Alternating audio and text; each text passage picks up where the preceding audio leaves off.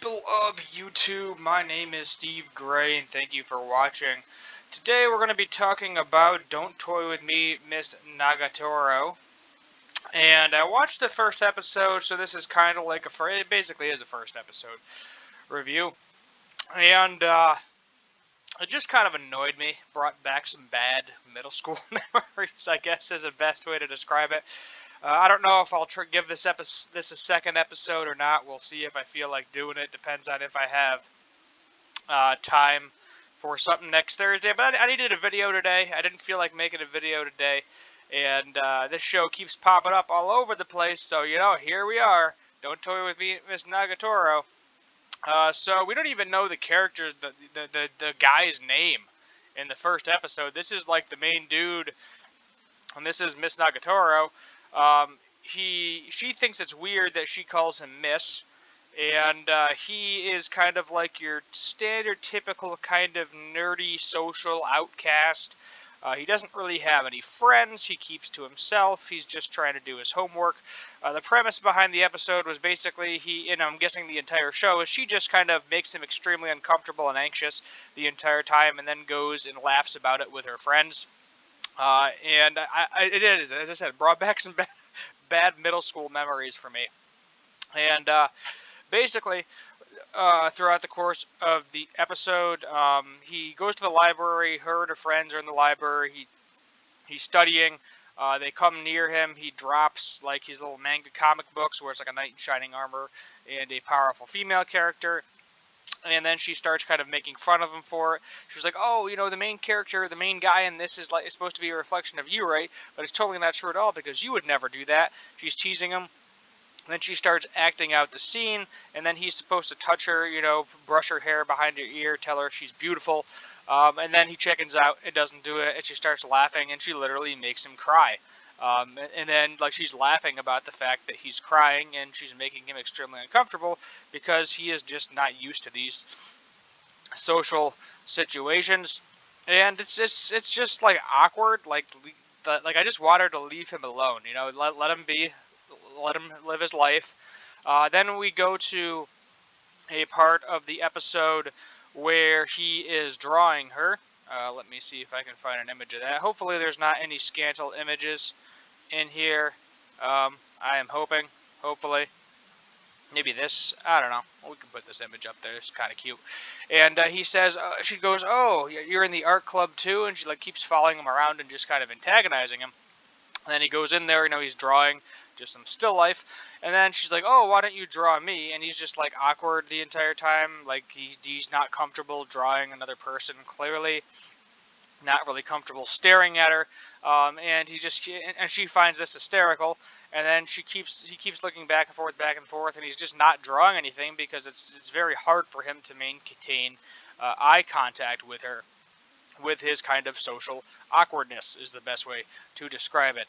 So she's like, "Oh, I'll give you a reward if you do it. I'll give you a reward." And then he was like, "I don't even want a reward." But he's like, "As an artist, I need to do this." And then he kind of mans up and starts drawing her. But then he doesn't really draw her thighs, and he thinks that she's going to kiss him. She grabs his chin, tilts his face in, and he thinks that's going to be his reward. He's going to give him a big old sloppy kiss. But no, then she starts laughing and says, "Oh, look, you can even draw my thighs." Then she hikes up her skirt a little bit, kind of tantalizing him with her body, and he is just kind of flustered and aggravated the entire time. Then walking home, kind of just walking home, and then they have the same route home, unfortunately. And she literally pushes him into a river or creek bed or something. She's like, "Oh crap, he's super light." She kind of apologizes for it. He was like, "Yeah, it's okay." He was like, "It's whatever. You nag me. It's I don't really hate it. I kind of like interacting with you," because he gets to interact with the woman, but at the same time, he doesn't realize that this is extremely unhealthy. She's antagonizing him. She even kind of questions his manhood at one point, grabs his arm, and she's like, "You're supposed to be a man, and you're not." Always constantly call him senpai because she is a first year, he is a second year. I don't know how it works in Japan with high school. USA, you got 4 years, so I'm guessing this is like a freshman and a sophomore type of scenario.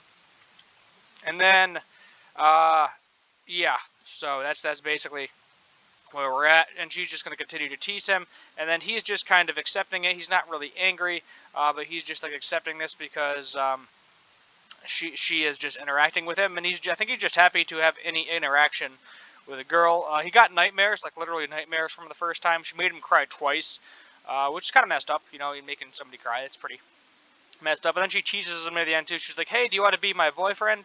And then he was like, "Well, they can't even get a word out at all."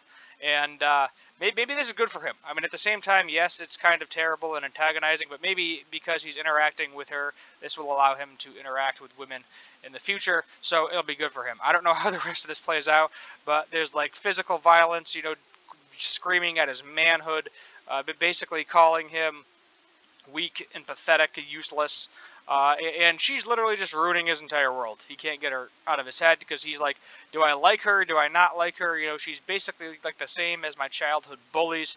They used to just kind of beat the crap out of me, and he called them sir, trying to show respect for them, and then they felt bad for him, so they stopped, you know, antagonizing him. She calls him creepy a couple of times to his face, and he's blushing the entire time.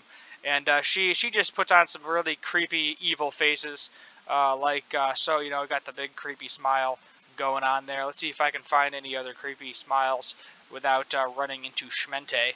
Hopefully, I just googled the show. I swear. Look, you can see right there. Yeah, I think that's probably the best kind of creepy face that there is. But I don't know. I feel like the episode kind of dragged on because you do it once or twice, you know, whatever. Then it just becomes kind of an annoying, drawn out gag. And I don't know. We'll see if I feel like if I might watch another episode or two for a Thursday video. If I need something to do a video about. I need another show to do a video about, rather, something along those lines. But it's just aggravating to me because I mean you got this girl that there you go. There's some nice fan service for you. And she just I think it just bothers me because of like my middle school situation, because I pretty much had my guy friends. I didn't really interact with female friends, and there was a couple of girls that would, like, you know, go up to me, play with my hair, tease me, and then go back to their friends and laugh about interacting with me. And I hated that shit. And every time one came up to me, I was like, I know exactly where this is going. And I mean, yeah, I got better with that, you know, in high school, whatever, college, etc. Now I'm fine, but I can tell somebody to f off if so the situation comes. But I think it just kind of like brought me back to that state and just really aggravated me, like the first time she did it, and then she just kept doing it over and over and over again, and then I just felt like I was getting tired and old, and I was like, I don't know, maybe we'll see where this goes. I'm only one episode in. Maybe I should have watched like 2 or 3 episodes before making this review. But overall, I am just generally not impressed with this so far. I know some people really like it. There's a lot of like issues with like a color thing with her, but I'm not getting into the whole race card. I don't really care. You know, if it's a black character or not, it doesn't bother me if she's supposed to be or isn't. It matters to me what her actions are, what she is doing to this poor kid. I mean, leave him alone. Just let him be.